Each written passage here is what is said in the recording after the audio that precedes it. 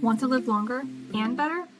I'm Dr. Jess. I'm a physical therapist, and in this podcast, I bring you real, science-backed strategies from physical health providers, mental health providers, and nutrition experts, so you can build strength, protect your mind, and fuel your body for decades to come. Longevity starts here.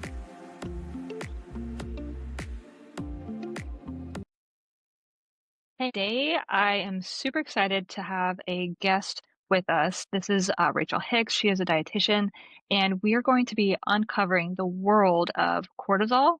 And is it all good? Is it all bad? Or might it be a little bit gray? And I'm going to let Rachel take it from here to introduce herself. Thank you, Jess, for having me on today. So cortisol is one of those loaded topics, but before we dive in, let me just give you a little background of who I am and just where I've been over the last, 15 to 20 years. I've been in the field of nutrition and dietetics for that long, but really my career has taken me in all these different avenues and nooks and crannies of nutrition. And inevitably, what ended up happening is I started seeing people coming into the hospitals or clinics sick, being treated for these symptoms that never got diagnosed as deeper than just what it was. So, not really knowing what the true problem was. I studied dietetics out of the state of Maine at the University of Maine, and then furthered my education here in Florida, getting a master's and then furthering into functional nutrition. Once I went into that functional nutrition world, I was able to see a little bit broader of the perspective of what health and wellness truly meant. And then reflecting back on all those patients I just talked about and all the symptoms and things that were not being actually resolved from a deep root problem, and it motivated me to be where I'm at today. So I own a practice here in Jacksonville, Florida called Thrive Wellness. We're a telehealth practice. So primarily I do see women. I'm a health dietitian, but today's topic is going to be very neutral based across the board for all genders, because I think it's so important to understand the effects of cortisol inflammation when it comes to longevity and your overall health. In respects to this, is cortisol is one of those hormones that we all have and will continue to always have in some ways in our bodies. But I think understanding what it truly I agree, is really it's important. something we've heard about. I mean, cortisol is one of those words of like I recognize that word, but I don't think we understand the complexity of cortisol. And it is in many ways, it's what it keeps us functioning in a positive way. However, too much of a good thing can be a bad thing, right?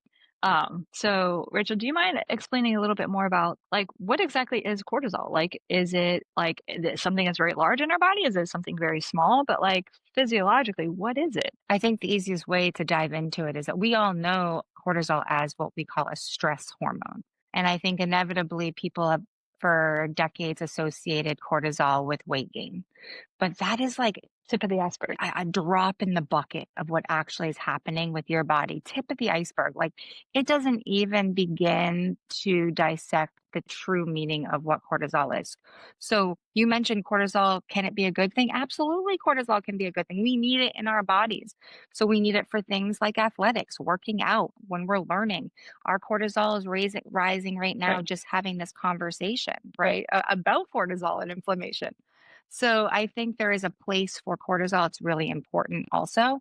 Cortisol also, it will be triggered during those stress responses when we need to heal or when inflammation needs to increase during an injury or a sickness, something like that. So cortisol is really important for that aspect, for our bodies to heal and respond. When we start falling into this area of it being gray or not so healthy, that is when we don't have the recovery piece from that rise in the cortisol. So we stay at an elevated amount of cortisol for a long period of time, is what I mean. And then in turn, if cortisol is going up, so does your blood sugar, so does inflammation. And that's where we're seeing more of those preventative diseases become more prevalent, and also your longevity Absolutely. piece I be think compromised. that's the key is thinking, well, if I want to live this long, healthy life, I want increased health span. So I want to be ideally as old as possible, but still able to travel, go up and down stairs, like walk for long distances, independently take care of my home, like all of the things that I want so that I'm not debilitated in my older years. Um, one of the things is thinking ahead of time when you're in your 30s, 40s, 50s, 60s of how do I not break my organ systems down? How do I not do that so that they last a lot longer? Mhm. So, what would be different things that cause cortisol to stay elevated for longer duration than is really physiologically necessary? Yeah.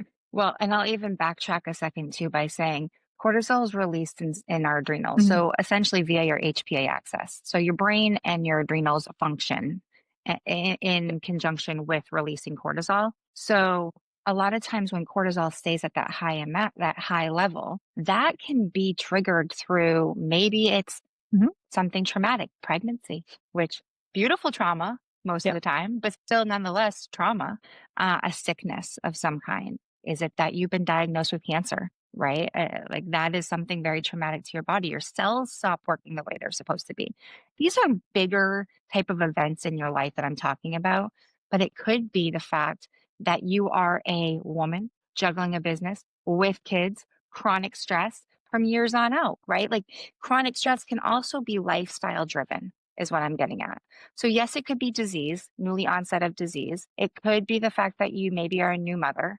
It could be sleep deprivation and it can be chronic stress. So, we're looking at a lot of societal type of factors that fall into why cortisol could essentially stay high and not where you're not able to recover.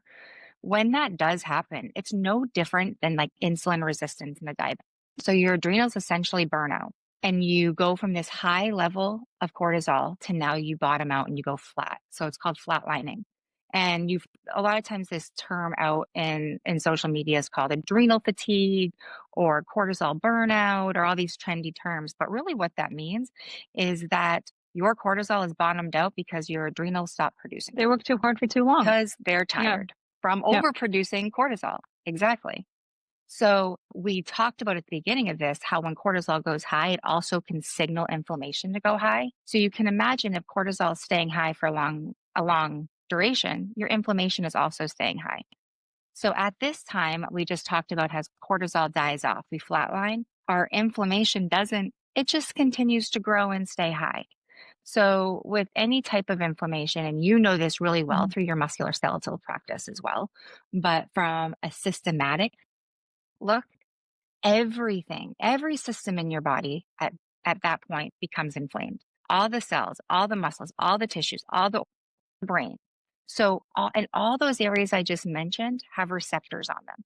They have cell receptors that respond to movements, to thoughts, to sleep, to just basic function. So you think of inflammation as swelling, we can envision that same thing happening in our brains and our muscles and other systems of the body. So it's not responding to the enzymes it needs. It's not functioning the way it needs to function. And then in turn, we get some of those symptoms like mood swings, bloating, weight gain, sleep deprivation, mood disruptions, whether you're not able to have the energy or the patience you once had. And this is across the board for all genders. I will say females probably experience some of those, sleep disturbances and mood factors more than men. But that's something I think is important for us to touch on today is the gender I roles think of that stress kind of management too. taps into the like, why do we struggle so much on just a day-to-day basis of feeling like we're surviving the day? So we're not living the day, we're not thriving in the day, we're just surviving it.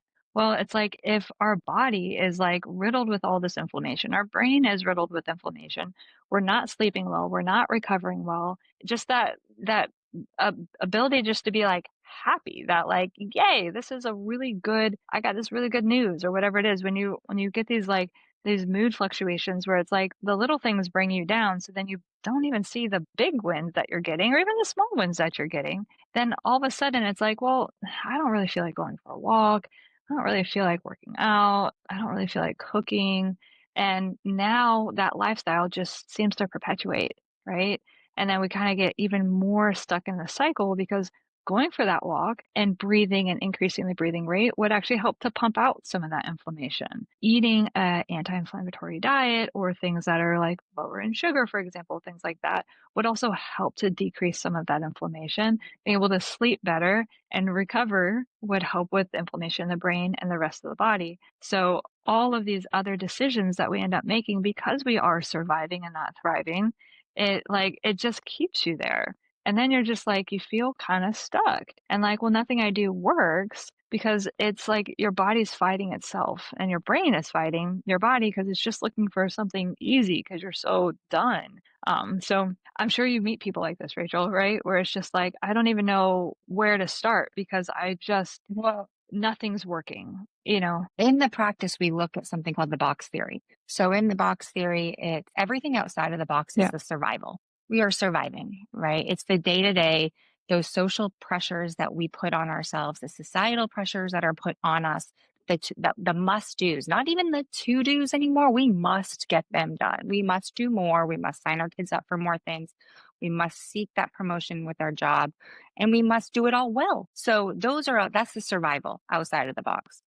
And inside the box is when we get all of our symptoms, right? It's the soul crushing, the ceilings falling, the I'm not sleeping, all the things we just mentioned as far as the symptoms. What we talk about is Okay. recognizing when you're in the box. That's the most complicated thing to do because most of the time when we're in the survival, we're ignoring all of those feelings. We're managing. We know we don't feel good. We know we may not be treating the people in our lives the best. We know that our energy might not be the best. We know we skipped that workout or we went through the drive through for lunch. We know those aren't best practices, but Nope. yet we continue to survive that way until all of a sudden our body says, you're not doing it this way anymore because I'm not going to let you do it this way anymore. And that's where we start to see the labs change. And we're going to talk about labs here in just a second. And we start to see a lot of those symptoms arise where you're going to the doctor saying, why does this hurt? Why am I coming in with shoulder issues, but I've done nothing wrong? Why all of a sudden am I having like these awful bouts of panic attacks or mood disorders, or I'm not sleeping, and you're seeking answers, right? But what is really difficult is when we are not recognizing the symptoms along the way because we are in survival mode. Our body is constantly signaling us, constantly telling us that we need to be changing what we're doing in order to feel Mhm. better, to live longer lives. Oh, for But we're sure. really good at ignoring that Right. It's until so easy to we can't, ignore, honestly. right? It's So when so we start look, easy, and that's why I try and tell oh, people, it is like, right. because it's so difficult to Yep. change. Because it's so difficult to change. We're all creatures of habit. We all live our lives a certain way. We're all programmed to do things a certain way. It's like I use the analogy how you lace your shoes every day or how you brush your teeth. They are neurologically ingrained in your brain to do the same thing every day. And you brought this up earlier about how your body feels one way and your mind feels that way, Right. one way. That's the gut brain axis. It's how it functions. You cannot have a healthy gut without having a healthy mind. And in turn, if your gut's impaired, so is your brain. And with chronic inflammation, Well, both absolutely. are And I affected. think it's one of those things that isn't as recognized across all areas of healthcare of really understanding like how do the systems of the body interplay because a lot of our providers are very good at looking just at the brain or just at the gut or just at one area of the body and that's the difference or just a symptom, Or just yeah. the symptom, But or when just you the symptom. study from like a functional medicine perspective, which is what Rachel has kind of gotten more into, it's a different approach. It's looking for that root cause. Like what actually is the driver here for why all of this isn't talking like it's supposed to? And that's the number one thing when I'm working with patients because I have patients, in pain. I'm a physical therapist. That's why people come see me. And you can see where it's like sometimes it's pretty obvious, like, oh no, you actually like hurt yourself. But when it's something that's like it's just this like my whole body is hurting, I've got headaches, my shoulders hurt, my knees hurt, my back hurts. I mean, the body diagram, they just circle it and then just put stars everywhere. It's like, okay, yeah, you're like, we have a All of lot of it. work to do. We need to take a step back here and really try and make sure that we're going to come about this from a lot of different angles and not just like obviously your knee hurts because you have knee pain. Well, your knee and your hip and your back and your fingers and your neck could hurt because of other things too. It could be something that's related to something that Rachel could help Mhm. with. And it's so hard for people to like get that at first. They're like, "What do you mean you want me to see a dietitian?" I'm like, "And I don't want you to see, yeah, I don't want you to see It just makes no any sense. My goats are. dietitian. It needs to be somebody that Yeah. practices in a functional way." Mhm. And can you explain a little bit more, Rachel? Like that difference in function. Yeah. It's completely different than other areas of healthcare, and I love bringing this up because it's not something that a lot of people really yet know about. And this is not, in No. no means am I demonizing standard medicine or conventional medicine or Yep. standard labs. I think there's a place for all of that. What functional medicine does and what I do in the practice is we look at this, all the systems as a whole. How are they connected? Because when one system is malfunctioning or impaired, it's a web. So everything is intertwined and works together. And inflammation is one of those things we look at. So coming into the practice, we really do a lot of deep diving into labs. We look at your numbers, we understand the function of each system of the body, and primarily in the, in respects to what we're talking about today, Jess, we're looking at blood sugar, A1C being a primary one. Hemoglobin A1C is really, really important for us to be looking at. It changes every 3 months and it's not on your standard lab. So it should be Hmm. asked, like you should ask to have that done.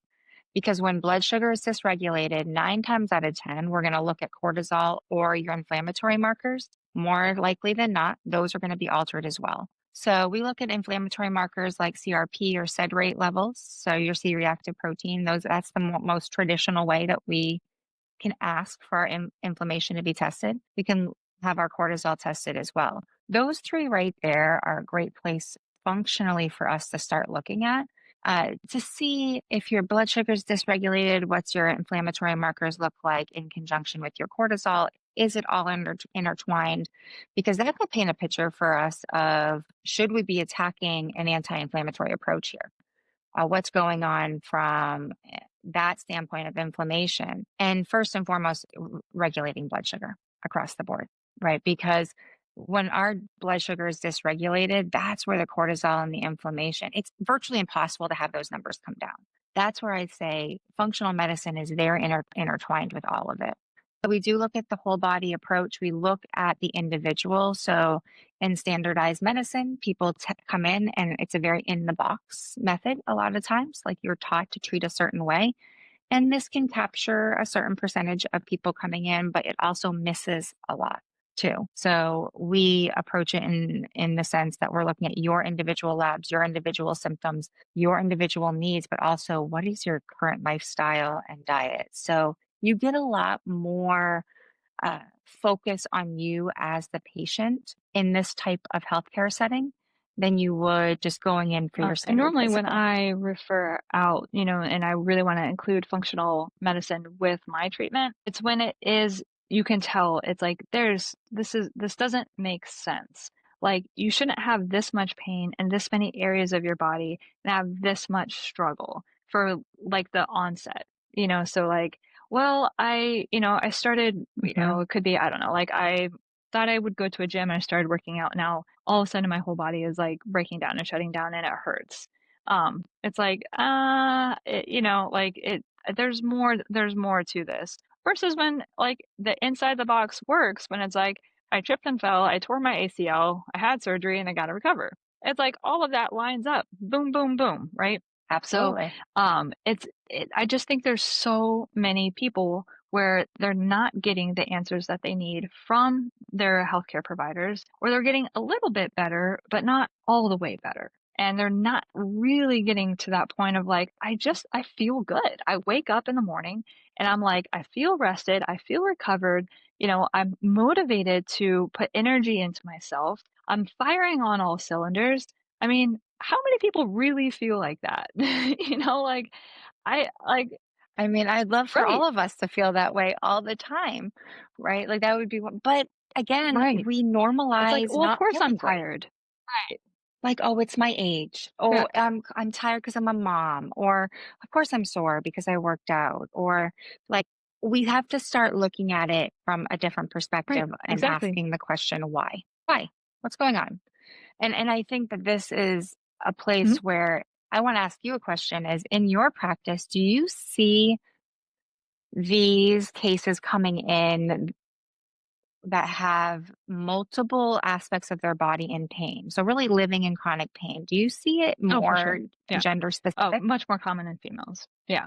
And usually I come in with a diagnosis of fibromyalgia. So, And I'm not like putting that diagnosis down. It's just sometimes when people get that diagnosis, their mindset goes into, "Oh, well, I'm just going to be in pain then."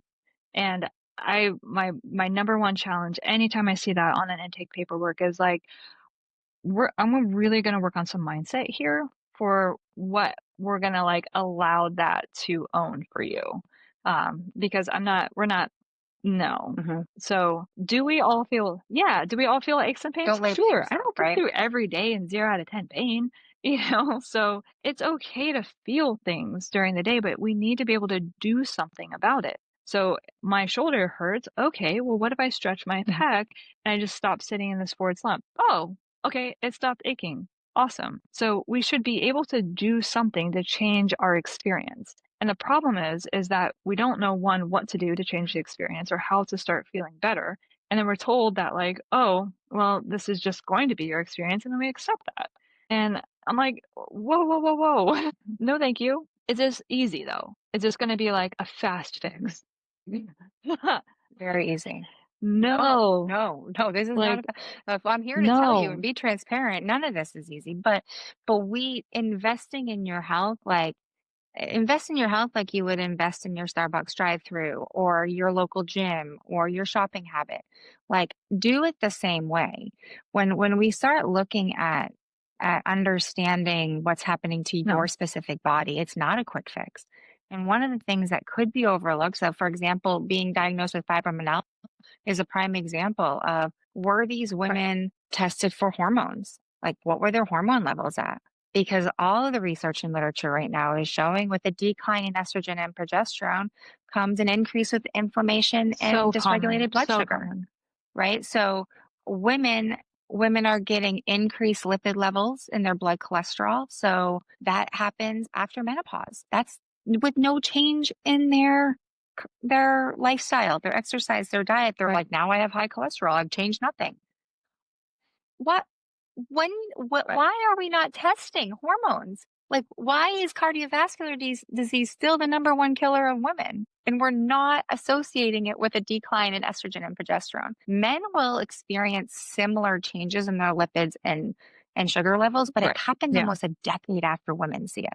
Right. And so this is where we see women living almost a third longer than men, literature showing a third longer Mhm. than men Yep. in poor health. Which is very right.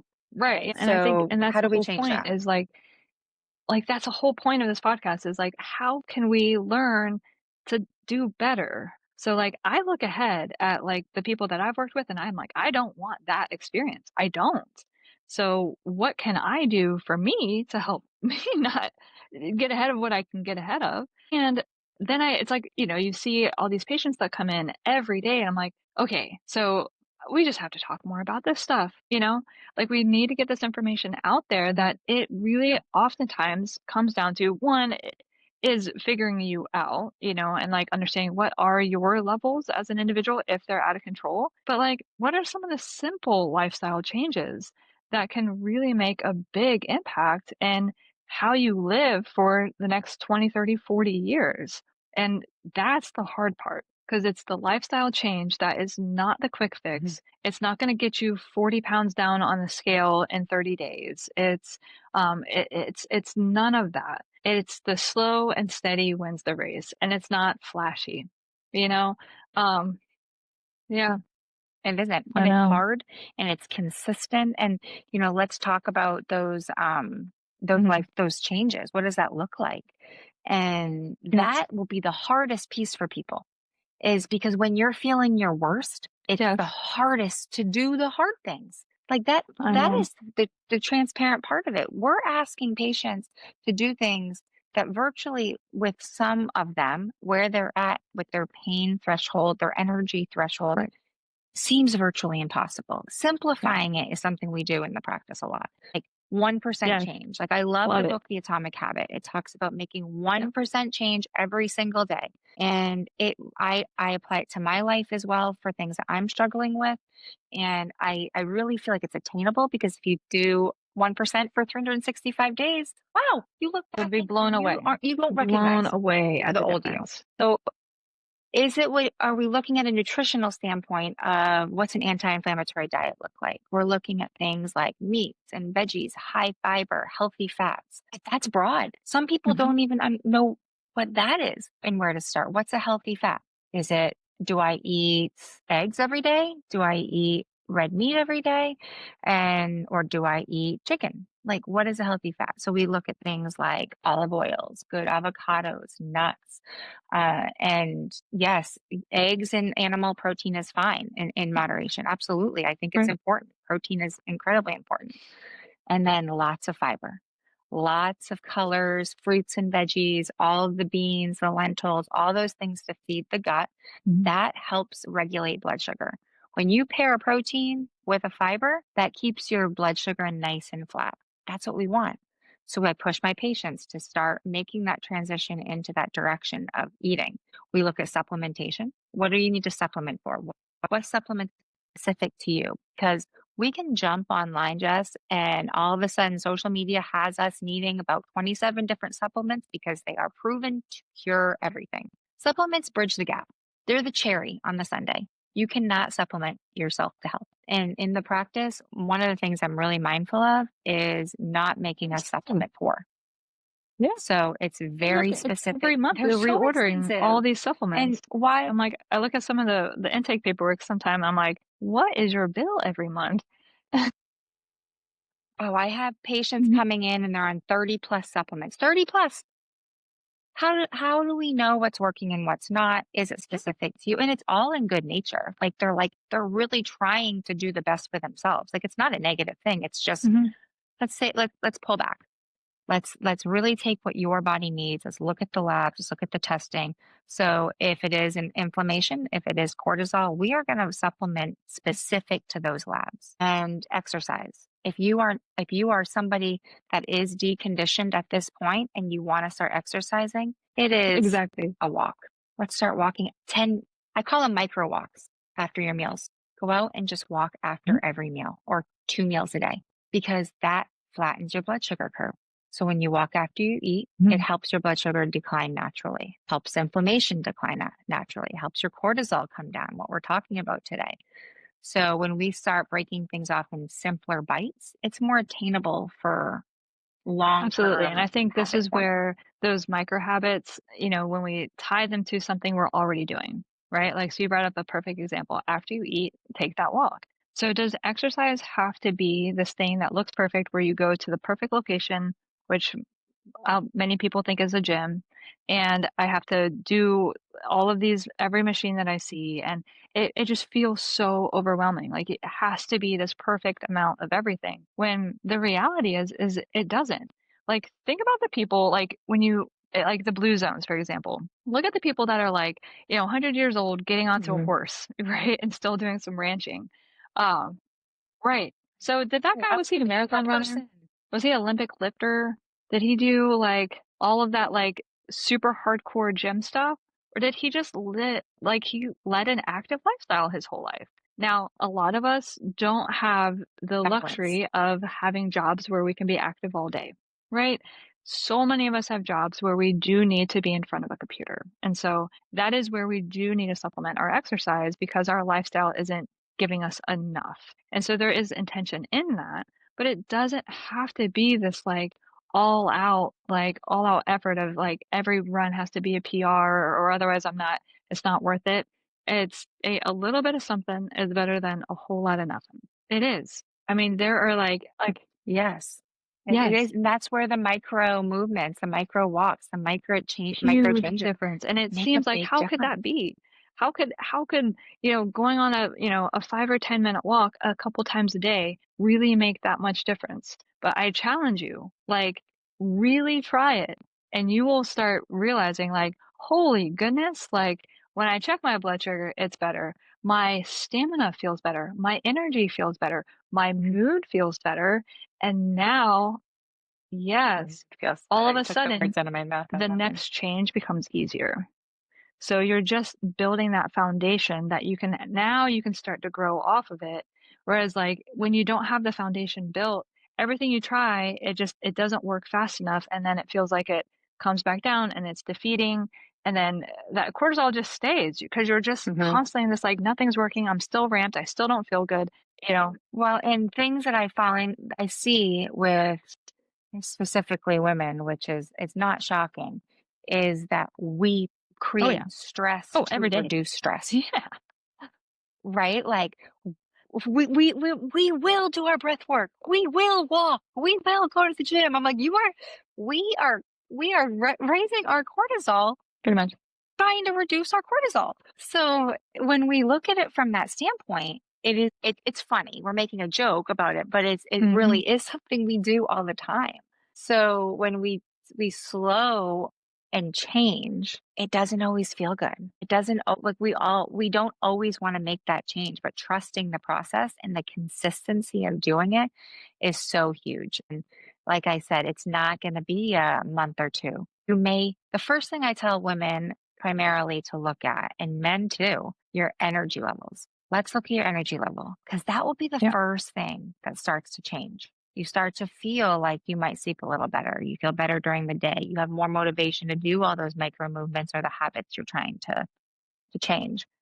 And then if you can recognize that you're feeling better from an energy standpoint, then that's a Exactly. catalyst to keep moving forward because we're creatures, we want to feel Right. rewarded with the efforts we put in. Yeah. So it's a I good think marker to to me, look that's one of the number one markers that I focus on in the very beginning. And there's different ways of kind of tracking that because we're all in that present moment. So when you ask somebody like, "Oh, how are you feeling with your energy level?" And they'll go, "Well, right now," so it's having taking a second to track that is what I typically challenge people to do of whether you've got some sort of like, like it can be a couple pieces of paper like stapled together. Leave it by your bedside and before you go to bed, just kind of like write a couple notes of like, how did I do today? Like, what did I stay consistent with? Whatever it was I was trying to do. Did I wake up feeling tired? Did I wake up feeling good? Just a couple of notes. So then you'll be able to look back. Like a month later, you're going to look at your notes and go, "Oh, I'm wow. Oh, I don't feel like that anymore. I was really struggling. Like I couldn't Mhm. get out of bed in the morning. I was really tired still by lunch. I was drinking 2 cups of coffee in the afternoon, and now you're like, "Oh, wow, is it perfect? No, we're never perfect. Like this is always a journey. But it's if you don't look back at where you Yes. were, you're not going to realize how far you've come. And then we just compare ourselves to society and everybody around us, and we feel like we're not doing it enough. We're never enough, right? But are we? Yes. Are we enough? I mean, I struggle Mhm. with that every day. Like, am I enough of a mom? Am I enough of a wife? Enough of a friend? Enough of a therapist? Enough of a business owner? Well, the answer is on the days where I'm crushing one thing, I'm falling short on something else. That's real life. That is real life. Always. But at that point, we get into we get into managing those feelings Yep. from a lifestyle perspective so it doesn't result in the symptoms of high Acceptance. cortisol and inflammation, right? And that's acceptance. That's Yep. all the in the box feelings I talked about, right? Like understanding what's going on, what you're feeling, putting a name to it, and then making and that's the not pretty shiny stuff when Yeah. we talk about it with our patients because they want the tell me to eat this, tell me to do this, and then I'll be cured, right? Because that's a tangible thing. When we start talking about lifestyle changes and the way that we think and our mental health, it's not tangible. It's harder Right. to grasp onto. It's more difficult. But our whole like I said at the beginning, cortisol is released out of your HPA axis, hypothalamus, pituitary, mainly out of your brain. Your brain tells your adrenals to secrete cortisol.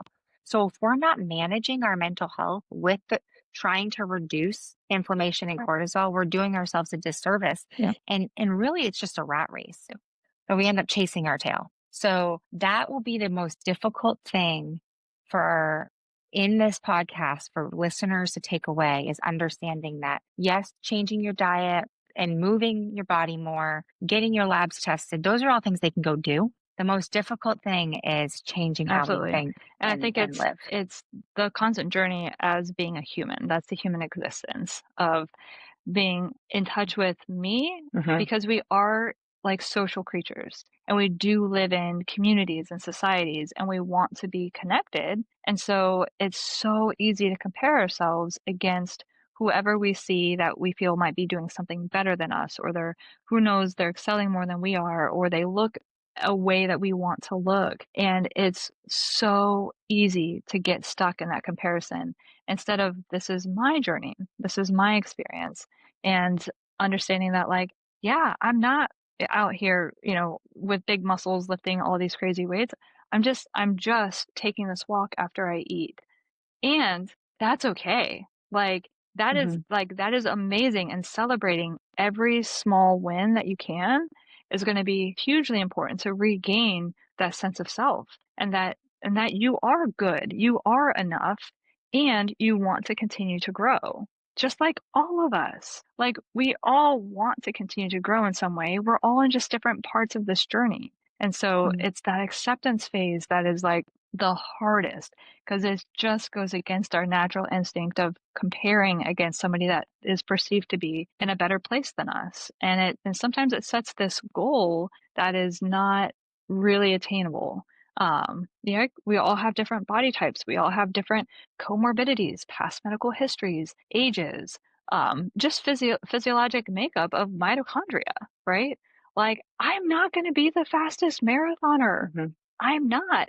Like, I'm like, it doesn't matter if I trained the hardest that I could possibly train. There are going to be people that run faster than me. That's just their makeup. And that's okay, right?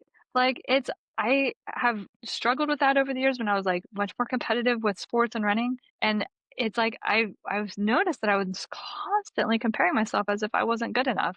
And I was like, what if I do this because I enjoy it? What if that's why I do things? Joy. So that is a Yeah. huge piece in the practice. We have something called the health circle, and it looks like pizza pies. And each pizza piece has a thing that my patients practice and work on, and we never do it all at once. Like we tackle areas that are in the most need first, and then once we feel secure, we move on to different pieces. So obviously, nutrition and exercise are pieces within Yeah. that movement. Exercise I call it fuels. movement Yeah. because Yeah. I don't care how what you yeah Yeah. I don't care how you move your body. Mhm. Something, just do something. But a whole piece is joy because it allows our central nervous system Right. to completely deload. And that helps all of everything we're Exactly. talking about to also do that. And joy is something that we don't seek out very often, like being playful, having fun, or just doing something for the That's simple it. That's the fact only that it makes reason. you happy, That's the only reason why you do it. right? That is proven in research Yep. to lower Uh, cortisol. So mhm. if take that away from today, Yep. let's do things And that I'll tell you make us one happy. thing, having kids has been, I think, it's helped me understand how to just be silly. And, like, why do we stop doing that? Right? Mhm. Like, all of a sudden we have a dance party in the middle of the kitchen. Why? Just because. Like, why not? Mhm. Why would you not have a dance party in the middle of the kitchen? I mean, that song is Not hysterical. no, I mean, there's a lot out there right now. No, and it is finding those moments where you can. And when you allow yourself those moments, when you are done, whatever that activity is, you Mhm. recognize that you feel different, right? Like you haven't thought about something stressful, you're not carrying some sort of must do on the list, you're not overthinking, you breathe. Maybe you've taken some breaths during that because all of us love the shallow chest breathing throughout the day that allows us to stay in this really hyper stressed state. So Mhm. taking some deep breaths can be really helpful too. So I think when we start looking at habits and lifestyles to adopt with this, it's some good advice would be to start realistic and start small and make a list that's Yep. one or two things you want to focus on. Is it the micro walk? Is it to do Find something you enjoy doing, multiple times a week. Is it that you need to start eating more protein and fiber? Or is it that you need to find somebody to do the Right. testing that we're talking about to understand what's going on? Like if you're someone experiencing these symptoms and it's past 2 or 3 months of you feeling this way, I you agree with should be that because getting it's answers. it's obviously persisted.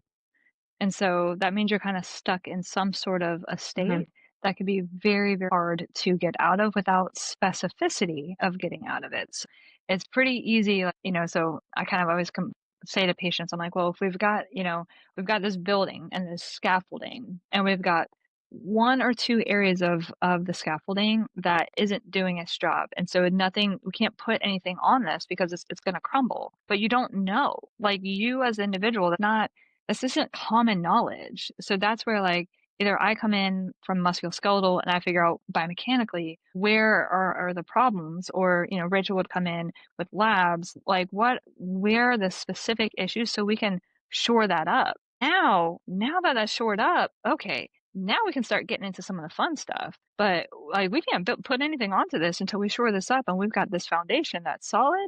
Okay, cool. Yeah, and that's where professionals come in. So lifestyle will get you so far, but if there's something that's actually unstable, that's a little bit of a different story. So it can be both ways. Some people don't need that. Some people really truly just adding some lifestyle change can be like make all the difference in the world. And if you're not noticing any improvement and you're still feeling like you're just a stuck like a cat chasing its tail, and you're feeling defeated, there are answers. There are, like they really are. Don't stop Hmm. looking for Absolutely. answers. It might be that you have to talk to more people than you've talked to. I've had patients say, I've talked to 15 doctors and I still feel like this. I'm like, okay, you didn't talk to the right one yet. Not yet. That person exists Right. though. They do.